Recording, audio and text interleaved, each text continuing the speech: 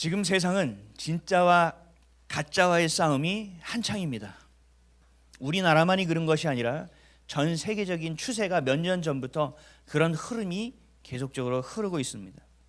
우리가 뉴스를 보면 뉴스를 우리는 곧이곧대로 믿는 경향이 있습니다. 왜요? 뉴스는 사회적인 어떤 현상에 대한 팩트를 전하는 프로그램이기 때문에. 그러나 뉴스가 하도 뉴스도 거짓말하는 뉴스가 많아서 어떤 뉴스에서는 팩트 체크라는 것을 만들었습니다.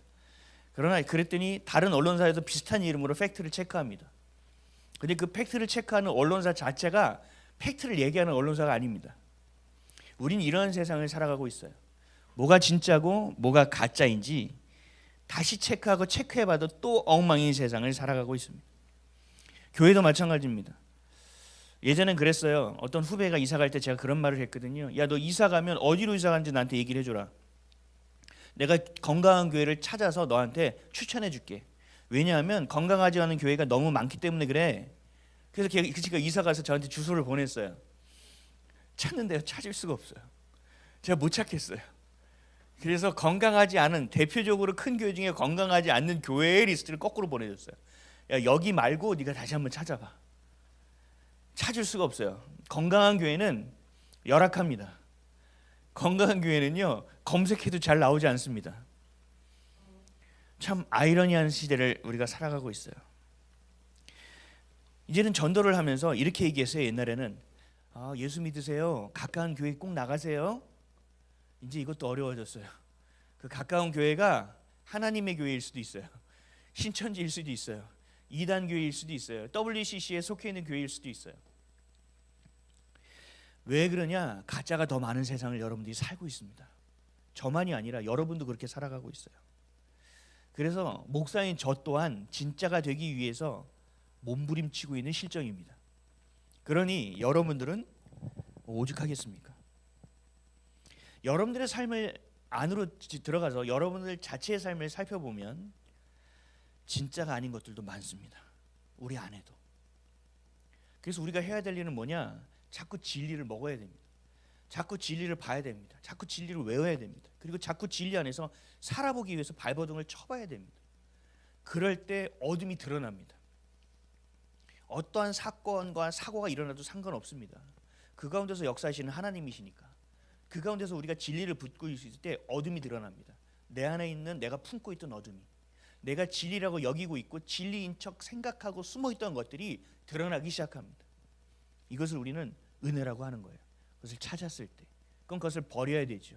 그걸 버리고 주님의 것을 붙들어야 되죠.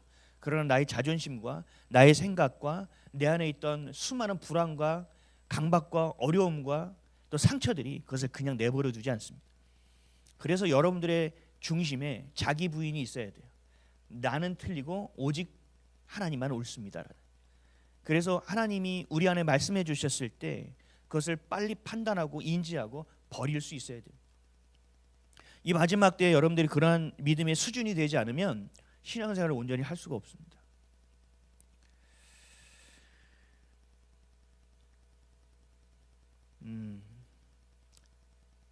가짜와 진짜의 차이는요, 정말 작은 차이예요. 이단이라는 것은요, 다 우리랑 똑같아요. 근데 끝단 다르리 맨 끝이 좀 다른 거예요. 다 똑같이 얘기한다고요. 그러다가 맨 마지막에 구원이 조금 약해요. 달라요. 너가 이상한 생각을 품고 있는 건 너가 아니라 마귀가 갖다 준 거야. 맞죠? 틀리지 않죠? 그러니까 너는 잘못이 없어. 여기 또 틀린 거예요. 그러니까 이런 작은 거의 차이 하나하나에서 우리 안에서 진짜가 가짜로 변질되는 순간을 맞이합니다. 근데 그 순간이 매우 찰나예요. 물방울이 뚝 떨어지는 것처럼 그것보다 어떻게 보면 더 빠릅니다. 그리고 그 진짜와 가짜의 차이는 깻잎 한 장 차이처럼 아주 작은 차이에서 시작됩니다. 그래서 여러분들이 이 가짜가 판치는 시대 가운데 진짜를 붙을 수 있는 수준이 되어야 됩니다. 그리고 진짜 그러한 깊이 있는 고백이 있을 수 있어야 됩니다. 제가 어디서 예화를 봤어요.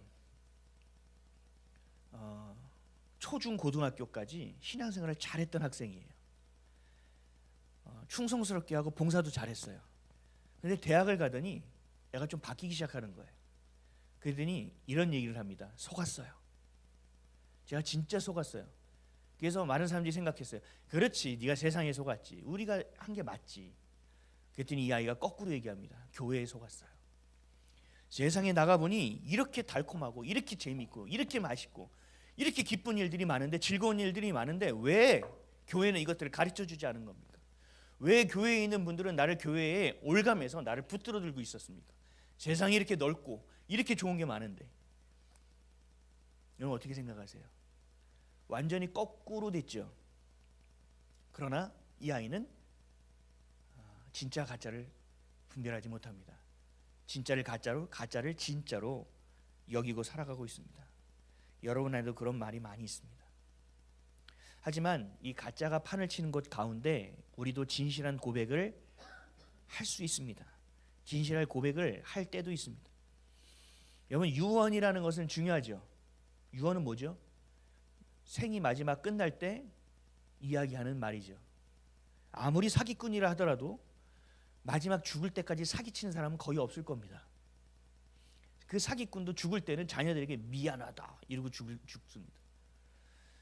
그래서 유언이라는 것을 우리는 중요하게 생각합니다. 유언은 많은 것들을 속이는 것이 아니라 그 사람의 진짜가 담겨 있기 때문에 그렇습니다. 진실한 고백.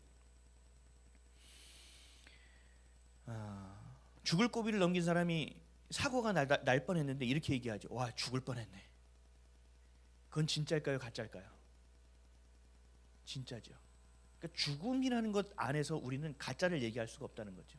진실을 고백할 수밖에 없습니다. 오늘 본문에 우리가 여러분들이 읽은 이 본문은 느부갓네살의 고백입니다. 느부갓네살 왕은 이스라엘을 멸망시킨 왕입니다. 잔혹한 왕입니다. 싸움의 신이라고 불리는 왕이기도 합니다. 그 왕이 하나님을 향하여 진실한 고백을 하는 것이 오늘의 본문이에요. 하나님은 느부갓네살 왕위를 뺏었습니다. 너희 왕위를 내가 뺏겠다. 너의 왕위는 이미 끝났다. 그래서 하나님이 7년 동안 느부갓네살이 짐승처럼 집도 없이 유리하게 만들었습니다. 그리고 그 모든 용화를 누리던 자가 가서 소처럼 풀을 뜯으며 먹고 살았습니다. 그런데 하나님께서 그 7년 후에 이 느부갓네살을 회복시킨 겁니다. 죽다 살아난 겁니다. 그랬더니 그 가운데 느부갓네살이 이런 고백을 한 겁니다. 오늘의 고백입니다. 여러분, 이 고백은 찐일까요? 가짜일까요? 찐이겠죠. 그 고백 우리 한번 읽어볼까요? 34절에서 37절 오늘 보면 다시 한번 읽겠습니다. 시작. 그 기한이 참에 나 느부갓네살이 하늘을 우러러 보았더니 내 총명이 다시 내게로 돌아온지라. 이에 내가 지극히 높으신 이에게 감사하며 영생하시는 이를 찬양하고 경배하였나니 그 권세는 영원한 권세요 그 나라는 대대에 이르리로다. 땅의 모든 사람들을 없는 것 같이 여기시며 하늘의 군대에게든지 땅의 사람에게든지 그는 자기 뜻대로 행하시나니 그의 손을 금하든지 혹시 이르기를 내가 무엇을 하느냐고 할 자가 아무도 없도다. 그때 내 총명이 내게로 돌아왔고 또 내 나라의 영광에 대하여도 내 위엄과 광명이 내게로 돌아왔고 또 나의 모사들과 관원들이 내게 찾아오니 내가 내 나라에서 다시 세움을 받고 또 지극한 위세가 내게 더하였느니라. 그러므로 지금 나 느부갓네살은 하늘의 왕을 찬양하며 칭송하며 경배하노니 그의 일이 다 진실하고 그의 행하심이 의로우심으로 교만하게 행하는 자를 그가 능히 낮추심이라. 아멘. 그 교만하게 행하는 자가 누구예요? 자기 자신을 얘기하는 겁니다. 자기 자신을 하나님께서 이렇게 만드셨다라는 겁니다. 물론 느부갓네살은 다니엘이 첫 번째 꿈을 해몽했을 때도 하나님을 찬양하고 경배했습니다.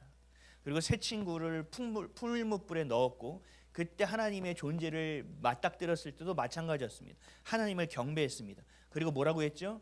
하나님을 찬양하지 않는 자, 하나님의 일을 더럽히는 자는 찢어 죽이겠다고까지 얘기합니다. 그것도 틀린 말은 아니었겠죠.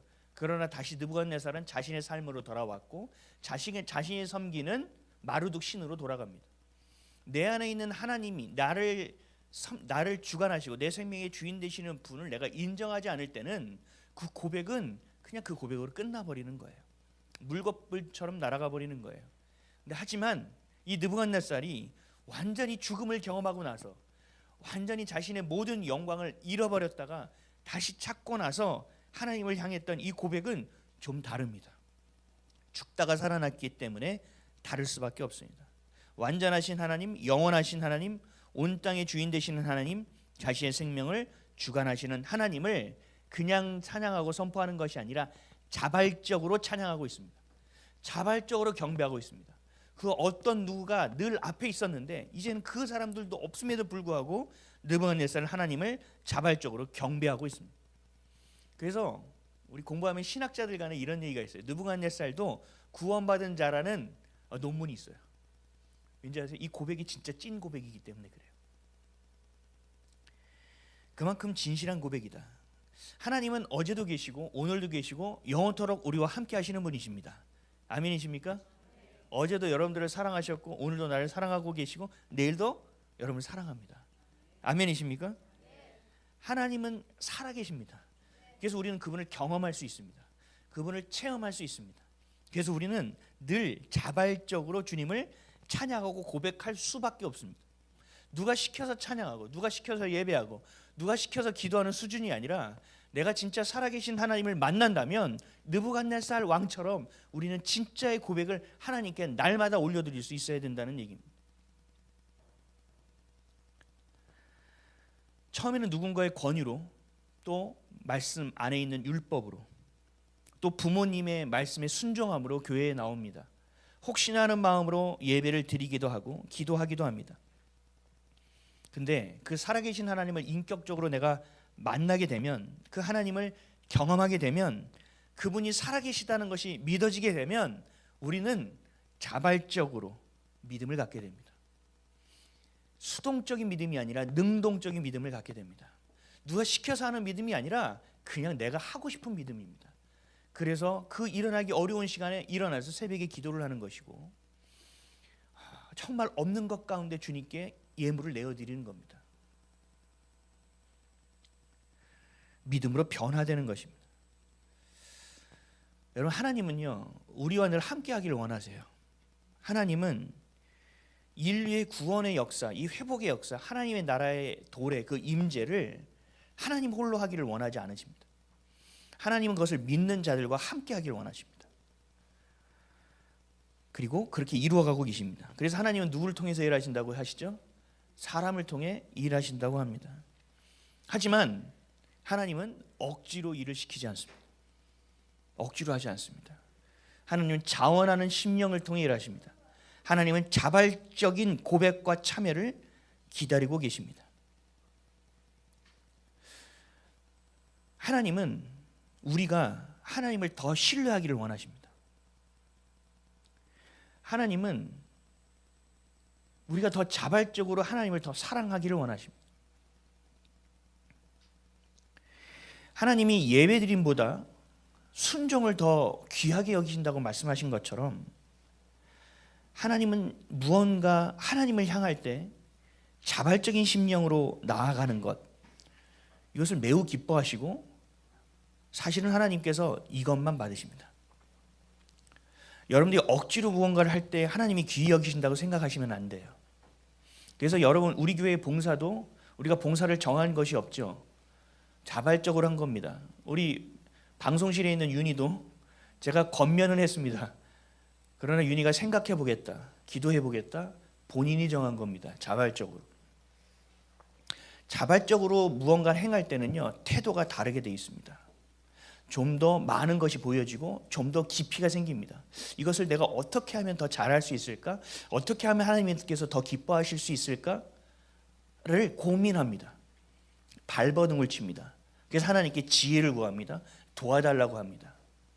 우리의 기도는 더 유치해질 수 있고 더 어린아이와 같은 기도가 될 수 있지만, 하나님 그 자원하는 심령과 그 자원하는 심령의 고백을 통하여 하나님이 일하기 시작한다는 거예요. 하나님은 무언가 굉장히 프로페셔널한 걸 가지고 하나님께서 일하지 않습니다. 일하실 때도 있죠. 그러나 우리의 능력은 하나님의 능력에 비하면, 우리의 능력은 무슨 능력입니까? 조족지혈이라고 하죠. 그것보다도 더 안 되죠. 우리에게는 이미 능력이 없는 존재입니다. 우린 늘 악한 존재이고 게으르고 미련한 존재입니다. 늘 죄를 반복하는 존재입니다. 잠언의 말씀처럼 강아지, 개가 토한 것을 자기가 또 먹는 것처럼 우리는 지은 죄를 다시 씻는 너무나 미련한 존재입니다. 능력이 없는 존재입니다. 그 작은 죄 하나도 어찌할 수 없는 존재입니다. 나의 마음의 상태를 어떻게 한번 주님 앞에서 잘 해보려고 해도 잘 되지 않는 존재가 우리 존재입니다. 우리에겐 이미 능력이 없다라는 것입니다. 그 능력은 누구에게 있습니까? 하나님께 있습니다. 그래서 하나님은 누구를 쓰십니까? 겸손한 존재를 쓰시고, 그냥 겸손한 존재를 쓰시는 게 아니라 자발적인 존재를 쓰는 겁니다. 무엇을 해야만 하는가? 하나님, 내가 어떻게 주님을 예배해야 하는가? 기도가 되지 않을 때 주님 기도하고 싶습니다. 제가 한 주 동안 기도가 안 됐어요. 그래서 어떻게 했는지 아세요? 기도의 자리에서 버텼어요. 기도의 자리에서 기도가 안 돼서 뭐 했는지 아세요? 한숨을 쉬었어요. 숨이 안 쉬어져서 주님 앞에서 계속 숨만 쉬다가 주님. 왠지 아세요? 자발적인 신앙이 되지 않을 때 하나님 그 곁으로 옮기십니다. 여기에 담임 목사로 서 있죠. 하나님께서 교회에 아름다운 예배당을 주셨죠. 여러분들이 우리 한 가정과 예배드렸는데 지금 많은 가정들이 생겼죠. 그럼에도 불구하고 자원하는 심령이 되지 않을 때는 하나님이 쓰지 않으십니다. 그래서 괴로운 겁니다. 어제는 제가 더 괴로웠습니다. 이 자원하는 심령이 계속 일주일 동안 있어도 회복이 되지 않아서. 여러분, 자발적인 신앙이라는 것은 매우 중요해요. 여러분들이 왜 자발적인 신앙이 되지 않느냐? 아직 마음이 가난해지지 않아서 그래요. 내가 할 수 있는 거리가 아직 남아있어서 그래요. 하나님 외에도요, 뭔가 할 수 있는 경우의 수가 있기 때문에 그래요. 하나님 날 먹이고 살리십시오. 근데 하나님 외에도요, 내가 요 정도 하면 요만큼은 먹고 살 수 있다는 뭐가 건덕지가 있기 때문에 하나님을 온전히 향하지 않는 거예요. 내가 완전히 어려워지고 완전히 나가떨어지고 정말 아무것도 없게 된 상황 가운데서 하나님을 내가 의지할 때, 그 하나님이 반응하실 때 내게 그 믿음이 생기는 겁니다. 믿음의 근원은 사랑이에요. 하나님이 나를 얼마나 사랑하시고 계신가? 하나님이 나를 지금도 사랑하고 계시는가? 그것이 내 안에 있다면 내가 자발적으로 신앙이 생길 수밖에 없다라는 겁니다. 성경에 보면 우리 탕자를 한번 보실까요? 탕자는요, 아버지를 떠날 때는 자신만만했습니다. 살아계신 아버지에게 아주 폐륜을 떨었습니다. 내게 원래 주려고 했던 몫을 주십시오. 이건 뭐예요? 당신이 죽었다 치고 내게 줄 것 좀 주시오. 지금도 폐륜인데 이 시대에는 완전한 폐륜이었겠죠. 근데 아버지가 줍니다. 그 돈을 갖고 뭐든 할 수 있을 것 같았습니다. 다 할 수 있을 것 같았습니다. 사춘기 자녀들이 늘 하는 말이 뭐죠? 엄마 아빠가 나한테 해준 게 뭐 있어? 내가 다 할 줄 알아. 야, 이 사람 이렇게 된다? 그거 다 하면 돼요. 그거 뭐 어렵겠지만 하면 되지 않을까요? 가볍게 생각합니다. 경험해보지 않았으니까. 그래서 이 탕자도 아버지의 돈이 필요했지 아버지가 필요했지 않았고, 그 돈이 있을 때는 그 무엇도 필요하지 않았습니다. 하지만 완전히 거지가 돼서 집에 돌아올 때 이 아들의 고백은 오늘의 느부갓네살 왕의 고백과 동일하게 찐 고백입니다. 누가복음 15장 18절에서 21절입니다. 내가 일어나 아버지께 가서 이르기를, 아버지, 내가 하늘과 아버지께 죄를 지었사오니 지금부터는 아버지의 아들이라 일컬음을 감당하지 못하겠나이다. 나를 품꾼의 환호로 보소서 하리라 하고 이에 일어나서 아버지께로 돌아가니라. 아직도 거리가 먼데 아버지가 그를 보고 치근히 여겨 달려가 목을 안고 입을 맞추니 아들이 이르되, 아버지, 내 하늘과 아버지께 죄를 지었사오니 지금부터는 아버지의 아들이라 일컬음을 감당하지 못하겠나이다 하나. 아멘.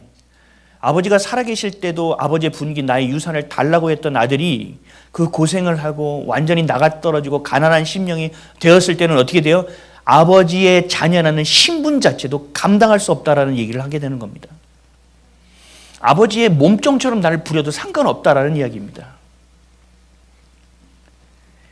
완전히 거지가 되어 돌아났을 때, 모든 것을 잃었을 때 아버지와 하나님께 죄 지은 자라는 고백이 이 탕자 가운데 있었다라는 것입니다. 이 고백은 누가 시켰나요? 이렇게 해야 된다고 얘기했나요? 이렇게 돼야 하나님을 만난다고 누가 가르쳤나요? 그렇지 않습니다. 우리 안에 경우의 수가 없어야 합니다. 하나님 외에는 행하실 수 있는 분이 없다라는 것이 되어야 합니다. 우리 이 완악한 우리라는 존재는 죄 가운데 있는 이 본성을 가지고 있는 인간이라는 존재는 있는 그대로 하나님 앞에 무릎 꿇을 수 없는 존재입니다. 여러분 스스로를 생각하십시오. 많은 사람들을 죄를 짓고 악한 자들이 많이 있죠. 정신병자들로 사는 사람들이 있죠. 그러나 그들과 나를 비교하는 것이 아니라 나를 주님 앞에 세우셔야 됩니다. 내가 얼마나 하나님 아버지께 죄를 지은 자인가.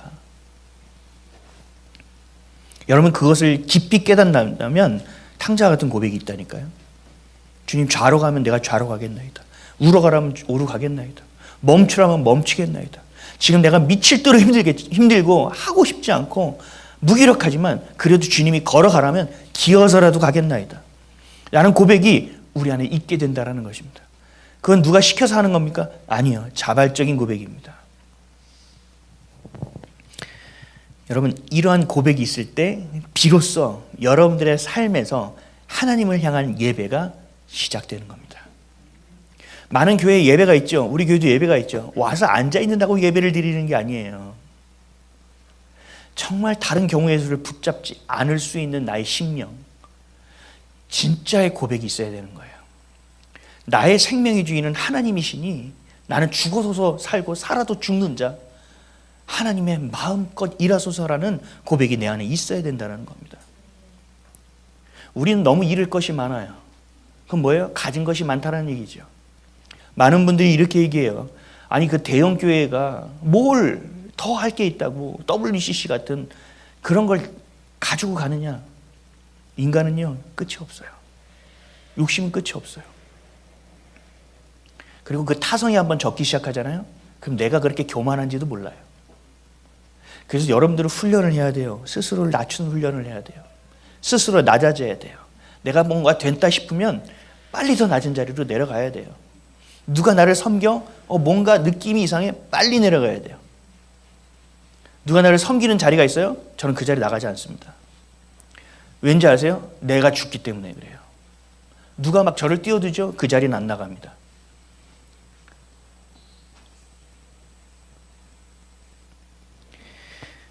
여러분들이 그렇게 낮은 마음으로 주님을 향하여 나아가는 것이 예배의 시작이에요. 진정한 예배를 드리는 저와 여러분 되시기를 예수님의 이름으로 축복합니다. 가난한 마음이 됐다고요? 어려워졌다고요? 감사하시길 바랍니다. 여러분의 진짜 예배가 시작되는 겁니다. 마치 대형 블록버스터 영화가 Coming Soon 하면서 막 대대적으로 영화를 광고하는 것처럼 그 모든 여러분 그 안에서 보여지는 그 실마리들은 이제 여러분들이 하나님을 향하여 예배가 곧 시작될 것이다라는 하나님의 사인인 줄 믿으시기 바랍니다. 이스라엘 백성은 출애굽을 합니다. 10가지 재앙 가운데 하나님을 경험했습니다. 그리고 홍해를 가르시고 그 홍해 가운데서 그 병사들을 다 덮으시는 하나님을 바라봤습니다. 이스라엘 백성은 400년 동안 노예로 살았기 때문에 예배가 뭔지도 잘 모릅니다. 하나님을 거의 다 잃어버렸습니다. 겨우겨우 전수되는 수준이었습니다. 그런데 이들이 홍해를 건너고 나서 했던 일이 뭔지 압니까? 하나님을 자발적으로 찬양하고 경배하고 예배했다는 사실입니다. 출애굽기 15장 19절에서 21절입니다. 바로의 말과 병거가 마병과 함께 바다에 들어가매 여호와께서 바닷물을 그들 위에 되돌려 흐르게 하셨으나 이스라엘 자손은 바다 가운데서 마른 땅으로 지나간지라. 아론의 누이 선지자 미리암이 손에 소고를 잡으며 모든 여인도 그를 따라 나오며 소고를 잡고 춤추니 미리암이 그들에게 화답하여 이르되 너희는 여호와를 찬송하라. 그는 높고 영화로우시며 말과 그 탄자를 바다에 던지셨음이라 하였더라. 아멘. 자발적인 찬양이 나온다는 거예요. 완전히 죽을 고비를 넘겼을 때. 그래서 여러분들은 죽을 똥 말똥 하니까 힘든 거예요. 어떻게 해야 됩니까? 죽어야 합니다. 주님 안에서 완전히 죽어야 합니다. 주님, 저는 할 수 있는 것이 없는 존재이오니 주님이 행하여 주십시오. 주님, 나는 아무것도 할 수 없는 존재이오니 주님이 가시면 나를 끌어주십시오. 내가 따라가길 원하나이다라는 고백이 우리 가운데 있어야 된다는 얘기예요. 이 고백이 있으면 여러분 집에 가서 찾아보세요. 이 고백 출애굽기 15장 21절 이후에 바로 뭐 하는지 아세요? 바로 하나님께 불평합니다. 이게 우리 인생이라는 거예요. 성막을 지을 때도 마찬가지였어요. 성막이라는 건 뭐죠? 천막이지요. 여러분 성막을 생각하면 하나님의 사랑을 경험할 수 있어요. 성막이란 단어 하나로도 그 위대하시고 영원하신 하나님이요 이 땅 가운데서요 우리를 만나주게 되러 오시겠대요. 근데 그냥 오시는 게 아니고요. 내가 올 자리를 니네가 지정해라는 거예요. 그래서 내가 말한 대로 지어라. 그럼 내가 거기 임할게. 근데 그게 뭐예요? 천막조각이에요. 하나님이 우리를 향한 사랑이 얼마나 큰지를 알아야 돼요. 여러분과 늘 함께하고 싶어 하시는 하나님, 여러분들과 늘 관심 있어 하시는 하나님, 여러분들과 함께 으쌰으쌰해서 인류를 구원하고 싶은 하나님, 예수 그리스도가 오실 길을 그 길을 예비하시는 하나님을 여러분들이 자발적으로 찬양하시고 그 길에 함께 서셨으면 좋겠습니다. 하나님은요, 이 성막을 세울 때도 똑같아요. 그냥 억지로 세우지 않았어요. 이렇게 하니까 이렇게 세워, 내가 그때 올게, 오케이? 아니요. 하나님은요, 자발적인 마음, 자원하는 심령으로 이 또한 짓기를 원하셨습니다. 그리고 그렇게 지어졌습니다. 출애굽기 35장 21절, 마음이 감동된 모든 자와 자원하는 모든 자가 와서 회막을 짓기 위하여 그 속에서 쓸 모든 것을 위하여 거룩한 옷을 위하여 예물을 가져다가 여호와께 드렸으니. 아멘. 그 회막, 성막이죠. 이것을 짓기 위해서 뭐 했다고요? 마음이 감동된 모든 자와 자원하는 모든 자가 나와서 성막을 짓기 시작했다는 얘기입니다. 여러분, 우리 교회에 옮길 때 빚 없이 옮긴다는 게 말이 됐습니까? 우리 교회에 헌금하신 분이 실제로 오신 분 중에 이런 분도 계셨어요. 빚 없이 짓는다고 했는데 말이 되는지 한번 와서 보려고 구경하러 오신 분도 계세요. 깜짝 놀라셨어요. 이게 빚 없이 됐다고요? 여러분, 그럼에도 불구하고 여러분들에게 제가 헌금을 종용했습니까? 이게 이만큼인데 이만큼 필요하니 이만큼을 헌금해야 한다고 얘기한 적 있습니까? 없습니다. 왜요? 하나님의 것은요, 자원하는 심령으로 되는 겁니다. 하나님의 능력이 없을까요? 한 능력이 있습니다. 이거는 자원하는 심령으로 하는 겁니다. 출애굽기 36장 2절에서 3절도 동일합니다. 모세가 부살렐과 오홀리압과 및 마음이 지혜로운 사람 곧 그 마음에 여호와께로부터 지혜를 얻고 와서 그 일을 하려고 마음에 원하는 모든 자를 부르매 그들이 이스라엘 자손의 성소의 모든 것을 만들기 위하여 가져온 예물을 모세에게서 받으니라. 그러나 백성이 아침마다 자원하는 예물을 연하여 가져왔으므로. 한 번 그런 것이 아니라 그 드리는 내내 마음에 감동 있는 자들이 와서 계속 주님께 제물을 드렸다는 얘기예요. 계속 예물을 드렸단 말이에요. 하나님이 세우신 거룩한 성막같이 하나님의 나라를 향하여 세워주신 것은 가정과 교회입니다. 이 가정과 교회는요, 자원하는 심령으로 세워지는 것입니다. 내가 결혼하고 애가 생겼으니 어쩔 수 없지, 책임져야지, 이러한 심령으로 세워지는 것이 아닙니다. 자원하는 심령입니다. 아유, 내가 이 사람 만났으니 어쩔 수 없지, 그냥 살아야지, 이런 심령으로 살면 안 됩니다. 자원하는 심령이 돼야 합니다. 하나님께서 이 가정을 통하여 어떻게 일하실지를 기대하며 나아가야 합니다. 하나님이 주신 가정 안에 이것이 예배당이 될 수 있고 성전이 될 수 있는 무릎을 꿇음으로 나아갈 수 있어야 됩니다. 그것이 되지 않으면 가정을 세워줄 수 없어요. 돈으로 세워진다고요? 넉넉하면 된다고요? 집을 사면 된다고요? 아니요. 죄송합니다. 헛소리입니다. 그렇게 돼서 되는 게 아닙니다. 가정은 성전입니다. 교회도 성전입니다. 거룩한 곳입니다. 그래서 우리 교회 어떻게 했어요? 세금 하나, 부가세, 우리 면세자지만 부가세도 다 냈다고요. 우리와 함께하는 일하는 사람들도 매출 매입 자료를 사서 거짓 자료를 하는 것이 아니라 하지 않도록 거룩할 수 있게 교회가 세워졌다는 얘기예요. 어떻게든 빚을 짓지 않으려는 것은 이 교회가 거룩함으로 세워지기를 원했기 때문이에요. 여러분의 인생도 마찬가지예요. 거룩해지셔야 돼요. 거룩하지 않으면 안 돼요. 교회가 될 수 없어요. 가정이 될 수 없어요. 성적인 것도 가정 안에서 밖으로 나가면 다 망하는 거예요.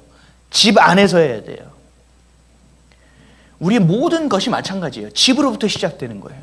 가정으로부터, 교회로부터 시작되는 거예요. 이게 되지 않으면 다 망하는 겁니다. 다 말라가기 시작하는 겁니다. 근데 이 자원하는 심령 어디서 나온다고요? 사랑이에요. 사랑으로 엮여져야 돼요.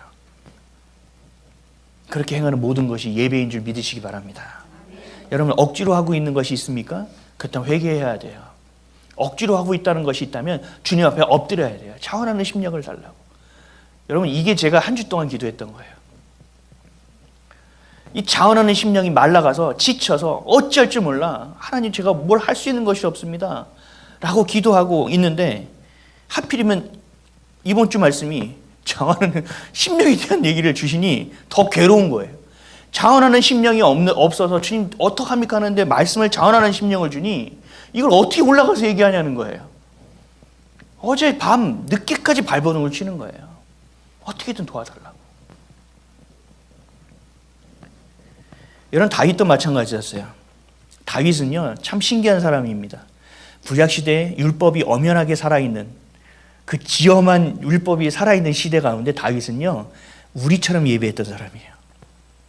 형식이 있죠. 다 형식과 규례가 있었어요. 법도가 있었어요. 근데 하나님을 찬양하고 싶은 마음이 있잖아요. 그럼 그 자리에서 그냥 춤추는 거예요. 막 악기를 가지고 춤추는 거예요. 저기 가서 예배 드려야 되는데 가는 중에 춤추는 거예요. 자기 바지가 내려가는지도 모르고 춤추는 거예요. 하나님 앞에 권위가 어디 있고 하나님 앞에 그런 게 어디 있습니까? 다윗은 그래서 하나님께서 기뻐하셨던 거예요. 왜요? 하나님 마음을 아는 자였기 때문에 그래요. 율법을 주신 이유가 뭐예요? 규례와 법도와 율례를 주신 이유는 뭐예요? 그게 하나님의 마음이잖아요. 그를 뚫고 하나님의 마음을 알았던 자가 다윗이란 말이에요. 여러분, 다윗을 보면 예배를 향한, 하나님을 향한 마음이 무엇이 되어야 되는지를 알 수 있어요. 그 중에 시편 51편을 제가 가져왔어요. 이 51편을 보면 예배하는 우리의 태도와 자세가 어떠해야 되는지가 분명하게 나옵니다. 잘 들어보세요. 시편 51편 10절에서 17절입니다. 하나님이여 내 속에 정한 마음을 창조하시고 내 안에 정직한 영을 새롭게 하소서.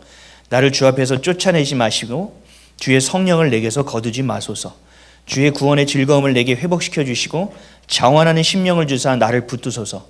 그리하면 내가 범죄자에게 주의 도를 가르치리니 죄인들이 주께 돌아오리이다. 하나님이여 나의 구원의 하나님이여 피 흘린 죄에서 나를 건지소서. 내 혀가 주의 의를 높이 노래하리이다. 주여 내 입술을 열어주소서. 내 입이 주를 찬송하여 전파하리이다. 주께서는 제사를 기뻐하지 아니하시나니 그렇지 아니하면 내가 드렸을 것이라.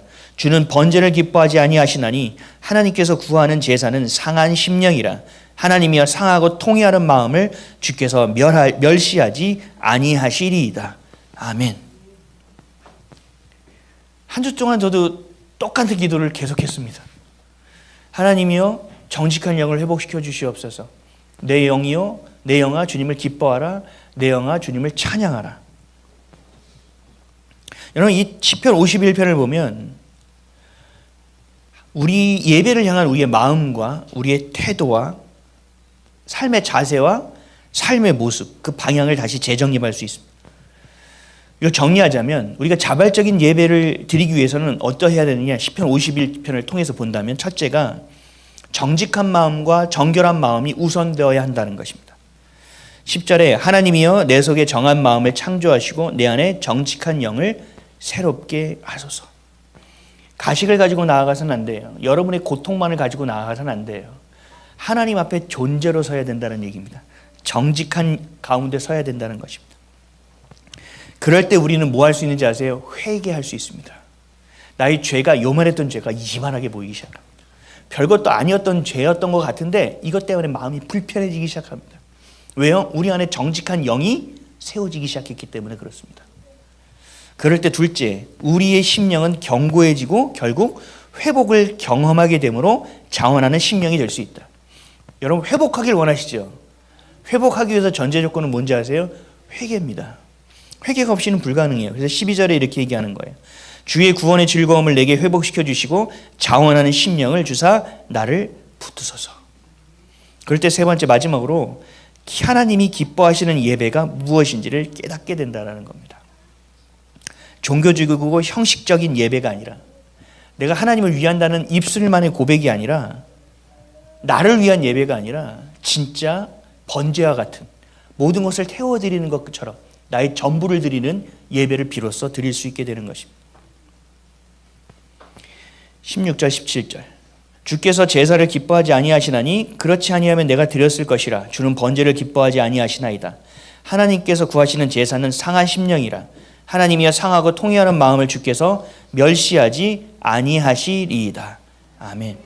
정리하면 정직하게 하나님 앞에 나아가면 회개하게 되는 것이고, 회개하다 하면 우리의 마음이 정결하게 되고, 이 정결하게 되면 주의 사랑이 우리 안에 부어져 자원하는 심령이 되고, 그 자원하는 심령이 상한 심령과 통회하는 마음 가운데서 회복됨을 경험하게 된다는 겁니다. 이것이 바로 자발적인 경배고 자발적인 예배예요. 여러분, 한 주간 살 때 얼마나 애쓰고 살았습니까? 우리 자녀들은 얼마나 잘 이해되지도 않는 지문을 또 읽고 또 읽고 이해되지도 않는 수학 문제를 앞에 두고 얼마나 고민하고 살았습니까? 우리 직장 다니시는 분들은 오늘도 튀어나가고 싶었고 수요일도 튀어나가고 싶었고 튀어나가고 싶지 않았습니까? 또 어떤 분들은 이 일을 내가 언제까지 해? 다 때려치고 싶어. 이런 일도 있었을 것이고 아니면 무기력하게 있는 일도 있었을 겁니다. 그 상한 심령을 하나님께서 회복하기를 원하신다는 거예요. 하나님은 오늘도 다시 살 수 있는 힘을 주기를 원하신다는 거예요. 너희가 살아가는 세상이 힘들고 마치 시지프스 신화처럼 올리고 떨어지는 걸 반복하는 인생이 고통스러운 것처럼 보여진다 할지라도 너에게는 소망이 있다. 왜? 그걸로 끝나는 인생이 아니기 때문이다. 내가 너와 함께 하고 싶은 것이 있다. 네가 이 땅에 살아가는 이유가 있다. 나와 함께 할 필요가 너에게 있다.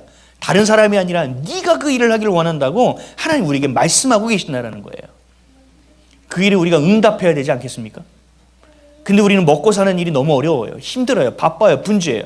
맞는 일이에요. 이 땅 가운데서 먹고 사는 일은요, 분주할 수밖에 없고요. 최선을 다해야 먹고 살 수 있습니다. 누가 여러분들에게 돈 한 푼을 그냥 주는 일이 있습니까? 없습니다. 그런데요, 성경은 말씀하고 계시는 거예요. 그걸로 사는 것이 아니라 우선이 먼저 하는 것이 1순위가 하나 더 있다는 거예요. 뭐예요? 말씀이라는 거예요. 말씀으로 먹으라는 거예요. 너희가 세상의 음식만 먹는 것이 아니라 말씀을 먹으라는 거예요. 그리고 그의 나라와 의를 구하라는 거예요. 그러면 너가 무엇을 먹을까, 무엇을 마실까, 무엇을 입을까 걱정하지 않게 하겠다라는 거예요.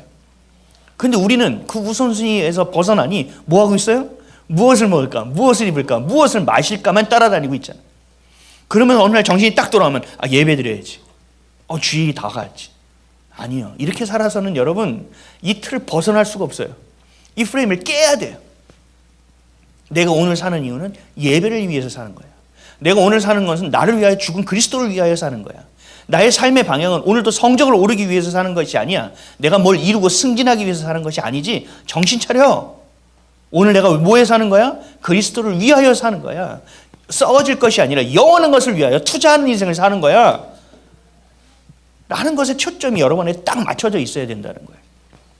여러분 이것을 놓치는 순간부터 목사 할아버지도 소용없어요. 4대 5대째 믿음을 가져와도 소용없어요. 거기서 놓치는 순간은 망하고 무너지기 시작하는 거예요. 여러분들의 영혼은 반드시 메말라질 것입니다. 영혼은 메말라져서 필요할 것입니다. 자꾸 메마르니까 그러니까 뭘 찾게 돼요? 세상 것을 찾게 될 겁니다. 왜요? 주님과의 관계는 이미 단절되어 버렸으니까. 그래서 뭘 찾아요? 골프에 미치고 뭐에 미치고 요즘 청년들은 뭐예요? 마약까지 손을 대지 않습니까? 아주 간결한 차이예요. 하나님이 여러분들이 하고 있는 일이 중요하다고 생각하지 않지 않아요. 여러분들의 생계가 이거 무의미하다고 보지도 않아요. 여러분 나가서 일하시는 거 보잘것없다고 생각하지도 않으세요. 그 가운데서 하나님은 빛이 되게 하시는 거고 그 가운데서 소금의 역할을 감당케 하기 위해서 그 자리에 다 보내신 거거든요. 근데 여러분들은 최선을 열심을 다하면서 거기에 올인하니 이곳에 보내신 하나님을 놓쳐버리는 거예요. 마치 바리새인처럼 율법은 주셨어요. 율법은 지키려고 해요. 근데 율법을 주신 이유가 뭐냐는 거예요. 하나님의 존재를 놓쳐버리면 율법은 소용없어요. 여러분들이 헌금을 아무리 많이 하고 예배를 아무리 열심히 드리고 헌신해도 여러분들은 중심에 예수가 그리스도로 첫 번째로 세워지지 않으면 죄송하면 의미가 없어요. 그렇게 해서 교회가 커지면 뭐하고 그렇게 해서 여러분들이 먹고 살만하면 뭐합니까? 우리의 영혼은 썩어지는 곳을 향하여 가고 있는데 여러분들의 자녀가 하나님의 말씀을 보지도 않고 하나님을 예배하지도 않으면서 성적이 오를 때 여러분 기뻐하십니까? 여러분 애통해야 됩니다. 얘가 예수를 제대로 믿지 않는데 성적이 올랐어? 이 아이는요 예수께 올 일이 없어지는 겁니다. 이거는 애통해야 되고 슬퍼할 일입니다. 여러분의 기준이 그리스도 안에서 세워져야 됩니다. 정직하게 세워져야 됩니다. 그래서 자발적인 심령으로 세워져야 됩니다. 요즘 신앙은요 자발적인 신앙을 찾기가 어렵습니다. 저는 큰 교회에서도 있어 봤거든요. 세계에서 제일 큰 교회도 있어 봤어요. 근데요 봉사하라고 모이잖아요. 딱 그 인원만 모입니다. 청소하자고 모이잖아요. 딱 그 인원만 모입니다. 진짜로요. 우리 팔레토의 법칙인가요? 그 예를 들면 100명이 모여 있는데 그중에 일하려면 30명만 일한다. 그 개미를 가지고 실험한 거죠. 일개미 30. 그래서 그 30만 모아놓고 일을 시켰더니 그중에 또 70은 놀고 30만 일해요. 자원하는 심령이 없어요. 마치 우리가. 교회가 커도 그래요. 자원하는 심령이 없다니까요. 우리의 믿음은 그리스도를 향한 사랑에서 비롯됩니다. 그 사랑을 내가 경험하고 그 사랑이 채워지고 그 사랑이 넘치는 만큼 자원하는 심령을 가질 수 있습니다.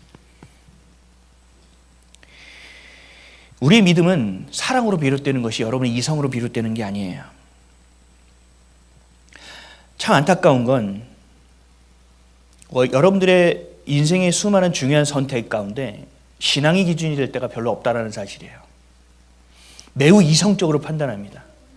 처음에 생각할 때 이게 나에게 이익이 되냐 손해가 되냐, 이걸 하면 나에게 얼마나 이익이 되냐 얼마나 손해가 되냐, 이걸 하면 나에게 시간이 얼마나 주어지냐 얼마나 잃어버리냐, 이 생각밖에 안 해요. 이성적이라는 거죠. 우리 이렇게 돼야 돼요. 이것을 하면 주님이 기뻐하시느냐 기뻐하시지 않느냐, 이 일이 효율적이지 않아도 상관없어요. 합리적이지 않아도 괜찮아요. 이건 다 뭐예요? 이성이거든요. 언제 성경에서 믿음이 이성에서 나온다고 얘기한 적이 있습니까? 세상의 철학에서 그런 얘기를 한 것이지. 하나님은 분명히 말씀하셨어요. 믿음으로 말미암아 말씀으로 비롯되어야 된다. 성령으로 인하여 그 일이 되어야 된다고 말씀하고 있어요. 그래서 뭐라고 했어요? 세상의 미련한 것들을 택하사. 저 여러분 미련한 존재입니다. 그래서 여기 와서 앉아있을 수 있는 겁니다.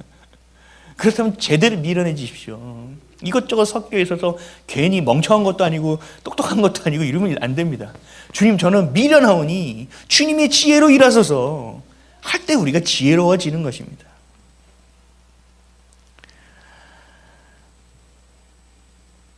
우리의 이성으로도 충분하다라고 얘기하는 게 자유주의예요. 여러분들의 삶을 잘 보세요. 여러분이 생각하고 선택하는 것이 진짜 하나님께서 기뻐하시는 것이 기준점에 있느냐, 그렇지 않을 때는요, 여러분 안에도 뭐가 섞여 있는지 아세요? 우리가 말하는 WCC, NCCK 미워하고 싫어하죠? 자유주의 신학이라고 하는 게 들어있는 겁니다. WCC 안 돼! 하지만 여러분 안에도 있는 겁니다. 내가 이성적으로 판단하고 있다면, 내가 이성적으로 생각하고 결정하고 있다면 여러분들도 자유주의 신학 안에 있는 겁니다. 그 자유주의 신학이 팽배했을 때 어떤 신학이 나온지 아세요? 신정통주의 신학이라는 게 나왔어요. 신정통주의 신학은 뭐냐? 야, 그래, 이성도 중요하지. 그런데 야, 하나님의 말씀도 잘 봐. 다 하나님의 말씀이 진리는 아닐 수 있지만 그래도 진리를 담고 있는 게 있다니까. 이게 신정통주의예요. 이것도 맞아요? 틀려요. 하나님의 말씀은요 1.1획 변함이 없습니다. 무오합니다. 창세기나 야고보서나 요한계시록이나 룻기나 다 하나님의 진리입니다. 중요하지 않은 말씀이 없습니다. 우리 안에 생각하고 있는 걸 잘 생각해 보세요. 마태복음이 중요해요? 룻기가 중요해요?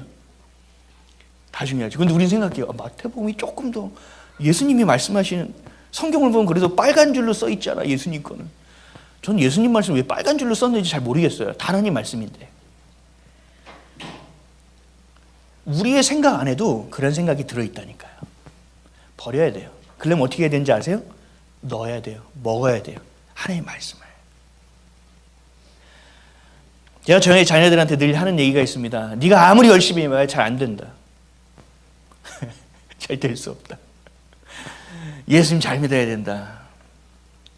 하나님의 주권 안에 있다. 너의 삶은 하나님이 결정하신 대로 가는 거다. 네가 높이 올라가려고 하는데 높아가는 것이 아니다.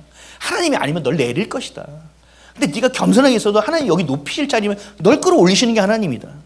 이거를 놓치면 안 된다는 얘기예요. 여러분, 이걸 놓치는 순간부터 끝나는 겁니다. 자원하는 심령은 매우 중요해요. 이것이 될 때 자원하는 심령이 나오는 거거든요.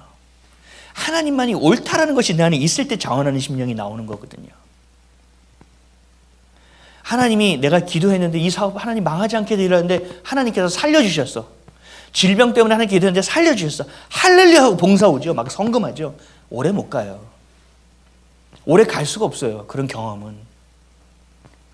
뭐만이 되는지 아세요? 철저하게 신뢰해야 됩니다.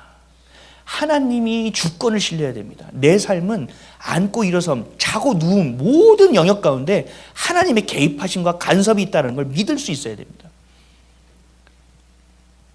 이게 없으면요, 순간입니다.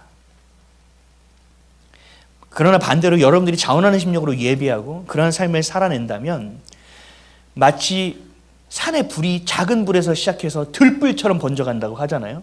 그것처럼 하나님의 마음이 여러분 안에서 들불처럼 번져갑니다. 반대로 안일한 마음을 갖고 미련한 마음을 갖잖아요. 그것도 번져갑니다. 영향을 끼칩니다. 제가 왜 한 주 동안 바이블톡을 쉬었는지 아세요? 그 영향 끼치지 않으려고 하는 겁니다. 좋은 말 쓸 수 있어요. 격려하는 말 쓸 수 있어요. 하나님의 말씀 많이 배우고 많이 하니까 갖다 쓸 수 있어요. 근데 자원하는 심령이 안 돼요. 그럼 여러분들에게 좋은 게 전달될까요? 아무리 좋은 글이라도 안 돼요. 그래서 어제까지 발버둥을 친 거예요. 여기서 말씀을 전해야 되는데, 이 생수가 돼서 여러분들이 마셔야 되는데, 여러분들의 삶도 동일한 겁니다. 여러분 자신부터 시작되는 겁니다. 여러분으로부터 시작되는 겁니다. 누구 다른 사람 볼 필요 없어요. 손가락질할 필요도 없어요. 나로부터 시작되는 겁니다. 하나님의 사랑을 맛보십시오. 하나님의 사랑을 구하십시오. 그럴 때 자원하는 심령이 있고 적극적인 신앙을 가질 수 있고 하나님을 마음 다해 사랑할 수 있고 마음과 뜻과 성품과 생명을 다하여 주님을 사랑할 수 있고 그 사랑을 통하여 나 스스로를 사랑할 수 있고 나를 넘어 이웃을 사랑할 수 있는 자가 되어지는 것입니다. 이것이 바로 하나님께서 우리에게 주신 가장 중요한 사명이에요. 네 이웃을 내 몸과 같이 사랑하는 것, 하나님을 마음 다해 사랑하는 것, 이것 빼면 우리는 기독교는 아무것도 없어요. 여러분, 순종은요 자발적인 순종이 돼야 됩니다. 맹목적이면 어떻게 돼요? 복종입니다. 그래서 제가 여러분들에게 얘기하죠. 성경을 읽다가 의심이 나와야 된다. 그러나 믿지 않기 위한 의심이 아니라 믿기 위한 합리적인 의심을 해라. 덮어두고 믿지 말아라. 하나님의 그 마음을 알아가는 과정을 가라는 얘기입니다. 기도와 찬양은요 자발적인 여러분들의 신앙의 고백입니다. 누가 하니까 하는 것이 아닙니다. 충성과 헌신은 자발적인 참여입니다. 이와 마찬가지로 예배는 자발적인 경배가 되어야 합니다. 여러분 예배 오실 때 무슨 마음으로 오셨습니까? 찬양할 때 무슨 마음으로 찬양하셨습니까? 지금 설교를 읽을 때 어떤 마음으로 여러분 말씀을 듣고 있습니까? 자발성이 결여된 사랑과 섬김과 헌신과 예배는요 율법적이고 인위적이고 자귀적이고 자위적인 열매를 거둘 수밖에 없습니다. 이것을 종교라고 합니다.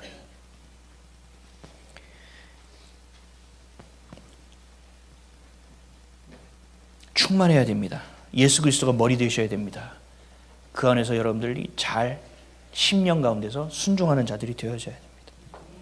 여러분의 삶은 어떻습니까? 여러분들의 가정은 어떻습니까? 깨지지 않기 위해서 살아갑니까? 그저 오늘을 버텨내기 위해서 헌신합니까? 아니면 책임을 다하기 위한 그냥 무거운 짐에 그칩니까? 가정과 교회의 머리는 예수 그리스도입니다. 하나님의 몸된 교회입니다. 교회는 가정은 예배드리는 곳입니다. 그 예배는 하나님을 향한 자원하는 심령, 자원하는 자발적인 경배가 되어야 합니다. 사랑하는 성도 여러분, 여러분 마음에 느부갓네살 왕과 같은 우리 탕자가 돌아온 것과 같은 이스라엘 백성이 출애굽을 홍해를 건너고 나서 했던 것과 같은 찐 고백이 저와 여러분 가운데 있기를 축복합니다. 삶과 별개인 고백이 아니라 내 삶에 지금도 개입하시고 간섭하시는 하나님을 향한 그 하나님의 주권을 향한 신앙의 고백이 되시기를 축복합니다. 애통해질 수 있고 주님 앞에 정직해질 수 있고 그래서 기도하는 저와 여러분 되시기를 축복합니다. 우리 교회는 인더 바이블 교회는 이 예배는 여러분이 매일 살아가는 삶의 예배는 자발적이고 자원하며 마음과 뜻과 생명과 성품과 힘을 다해드리는 그래 하나님께서 기뻐하시고 기대하시고 기다리시는 자발적인 경배요 찬양이 되기를 예수님의 이름으로 간절히 축복합니다.